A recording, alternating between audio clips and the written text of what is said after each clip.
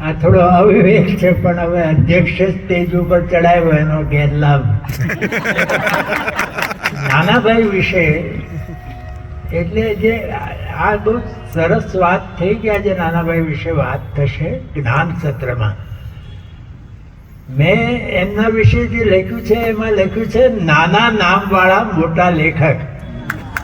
એ રીતે મેં એમની ધોરણની પ્રસ્તાવના લખી છે, બીજા બધામાં પણ એના વિશે લખ્યું છે.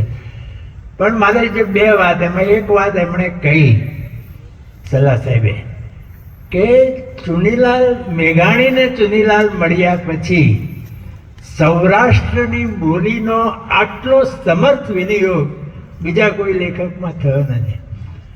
તમે માત્ર નાનાભાઈનો ભાષા સમૃદ્ધિની રીતે અભ્યાસ કરાવો ને એટલે ગુજરાતી સાહિત્ય પરિષદના મુખપત્ર પરબનો 9મા દાયકાનો અંક એ 10 વર્ષના સાહિત્યનો વિષય થવાનો હતો.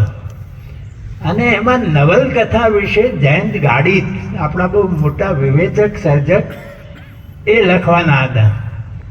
મેં જયંતભાઈને પૂછ્યું કે તમે 10 વર્ષની નવલકથા વિશે લખો છો તો નાનાભાઈની નવલકથાઓ તમે કેટલી જોઈ છે, વાંચી છે? તો એમણે વાંચી નહોતી. બહુ નિખાલસતાથી કહ્યું કે હું કશું જાણતો નથી. પછી મેં મારે ઘેરથી એમને નવલકથાઓ લાવી આપી.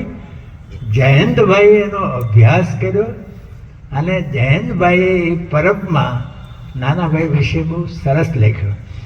એટલે નાનાભાઈની વાત બહાર આવવી જોઈએ, વધારે આપણા સાહિત્યના હિતમાં છે, આપણી ભાષાના હિતમાં છે. એટલે કેશરભાઈ એમના પ્રથમ અભ્યાસી, આમ કહેવાય મુખ્ય અભ્યાસી, એ કેશરભાઈ આજે કહેવાના છે, એ ઘણા આનંદની વાત છે.